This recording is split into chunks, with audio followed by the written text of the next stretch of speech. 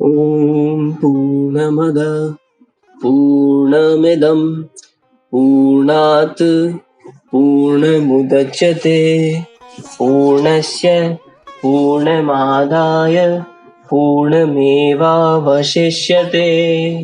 श्री जगदम्बिकायै नमः। तो आज हम परम कल्याणमयी जगदम्बा अम्बा की कृपा से चतुर्थ स्कंद का 7वां अध्याय का पठन और श्रवण शुरू करने जा रहे हैं, जिसमें अप्सराओं के प्रस्ताव से नारायण के मन में ऊहापोह और नरक का उन्हें समझाना तथा अहंकार के कारण प्रहलाद के साथ हुए युद्ध का स्मरण कराना वर्णित है। ओम चंडिका देवी को नमस्कार है। व्यास जी बोले, उन देवांगनाओं का वचन सुनकर धर्मपुत्र प्रतापी नारायण अपने मन में विचार करने लगे कि इस समय मुझे क्या करना चाहिए। यदि मैं इस समय विषय भोग में लिप्त हो जाऊं तो मुनि समुदाय में उपहास का पात्र बनूंगा। अहंकार से ही मुझे यह दुख प्राप्त हुआ है, इसमें कोई संशय नहीं है। धर्म के विनाश का मूल तथा प्रधान अहंकार ही कारण है, अतः महात्माओं ने ही उसे संसार रूपी वृक्ष का मूल कहा है। इन वारांगनाओं के समूह का आया हुआ देखकर मैं मौन धारण कर स्थित नहीं रह सकता और प्रसन्नता पूर्वक मैंने इनसे वार्तालाप किया, इसलिए मैं दुख का भाजन हुआ। अपने धर्म का व्यय करके मैंने उन उर्वशी आदि स्त्रियों की व्यर्थ रचना की। ये कामार्थ अप्सराएं मेरी तपस्या में विघ्न डालने में प्रवृत्त हैं। मकड़ियों के द्वारा बनाए गए जाल की भांति अब अपने ही द्वारा उत्पादित सुदृढ़ जाल में मैं बुरी तरह फंस गया हूँ। अब मुझे क्या करना चाहिए? यदि चिंता छोड़कर इन स्त्रियों का अस्वीकार कर देता हूँ तो अपना मनोरथ निष्फल हुआ पाकर ये भ्रष्ट स्त्रियां मुझे शाप देकर चली जाएंगी। तब इनसे छुटकारा पाकर मैं निर्जन स्थान में कठोर तप करूंगा। अतएव क्रोध उत्पन्न करके मैं इनका परित्याग कर दूंगा। व्यास जी बोले, मुनि नारायण ने ऐसा निश्चय करके अपने मन में विचार किया कि सुख प्राप्ति के समस्त साधनों में अहंकार के बाद यह क्रोध दूसरा प्रबल शत्रु है, जो अत्यंत कष्ट प्रदान करता है। यह क्रोध संसार में काम तथा लोभ से भी अधिक भयंकर है।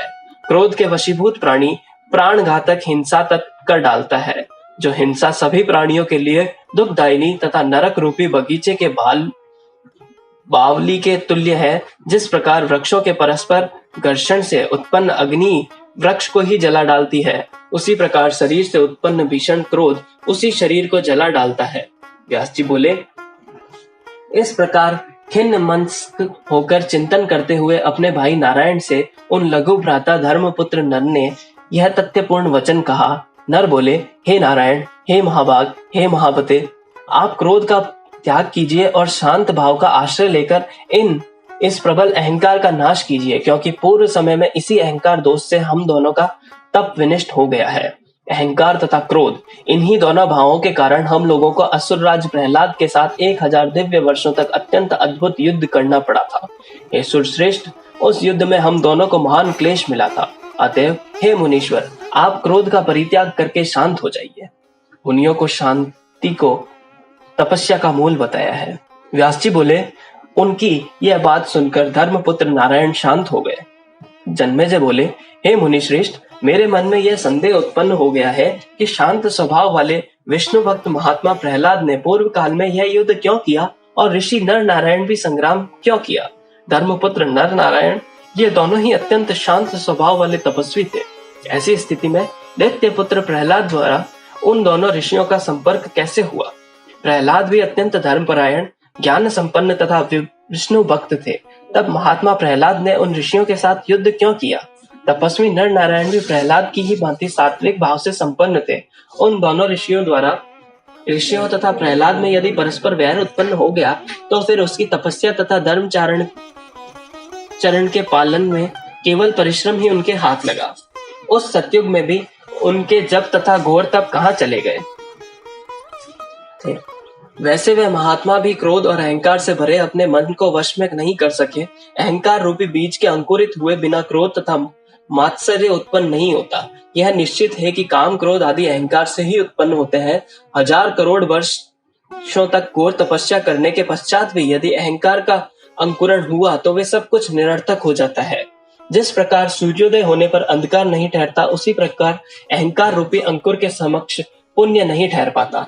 ये महाभाग, प्रहलाद ने भी भगवान नर नारायण के साथ संग्राम किया, जिसके कारण पृथ्वी पर उनके द्वारा अर्जित समस्त पुण्य व्यर्थ हो गया।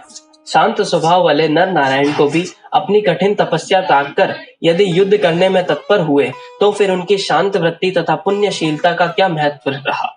हे मुने, जब सात्विक भावों से उत्पन्न इस प्रकार के वे दोनों महात्मा भी अहंकार पर विजय प्राप्त करने में असमर्थ रहे, तब मेरे जैसे व्यक्तियों के लिए अहंकार नष्ट करने की बात ही क्या है। इस त्रिलोक में ऐसा कोई भी प्राणी नहीं है जो अहंकार से मुक्त हो।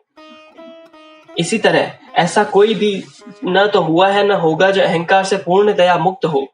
काष्ठ तथा लोहे की जंजीर में बंधा हुआ व्यक्ति बंधन मुक्त हो सकता है, किंतु अहंकार से बंधा व्यक्ति कभी भी नहीं छूट सकता। यह संपूर्ण चराचर जगत अहंकार से व्याप्त है। अहंकारी मनुष्य मल मूत्र से प्रदूषित इस संसार में चक्कर काटता रहता है, तो फिर इस मोहाच्छन्न संसार में ब्रह्म ज्ञानी की कल्पना ही कहाँ रह गई। हे सुव्रत, मुझे तो मीमांसकों का कर्म सिद्धांत ही उचित प्रतीत होता है। हे मुने, जब महान से महान लोग भी काम क्रोध आदि से सदा ग्रस्त रहते हैं, तब हे मुनि श्रेष्ठ, इस कलयुग में मुझ जैसे लोगों की बात ही क्या। व्यास जी बोले, हे भारत जन्मेजय, कारण से ही कार्य भिन्न कैसे हो सकता है।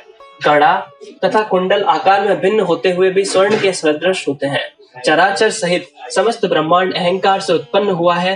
धागे से निर्मित होने के कारण वस्त्र उसके अधीन कहा गया है। अतः वस्त्र रूपी कार्य तंतु रूपी कारण से पृथक कैसे हो सकता है। जब माया के तीनों गुणों ही तिनके से लेकर पर्वत तक स्थावर जंगात्मक यह संपूर्ण ब्रह्मांड विस्तृत है, तब सृष्टि के विषय में खेद किस बात का।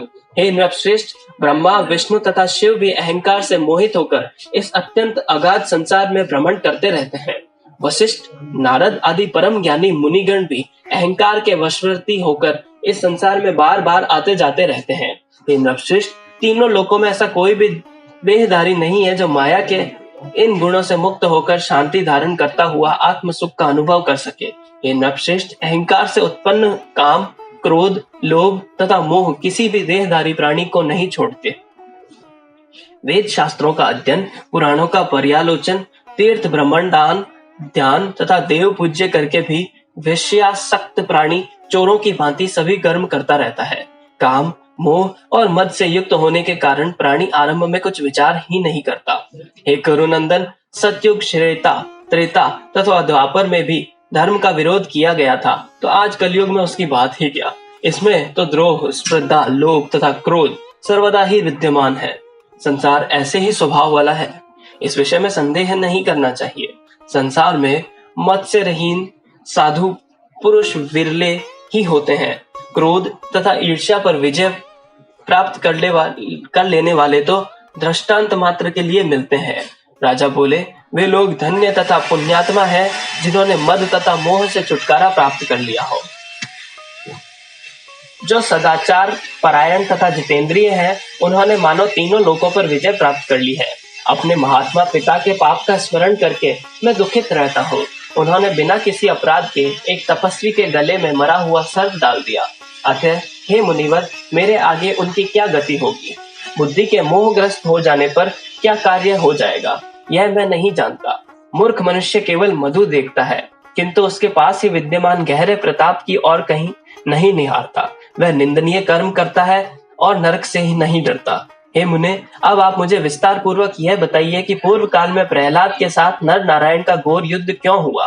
प्रहलाद पाताल लोक से नर नारायण के पास कैसे पहुंचे, यह भी मुझे बताइए। शांत स्वभाव वाले मुनि श्रेष्ठ नर नारायण तो महान तपस्वी थे और वे सारस्वत महातीर्थ पवित्र बद्रिकाश्रम में रहते थे।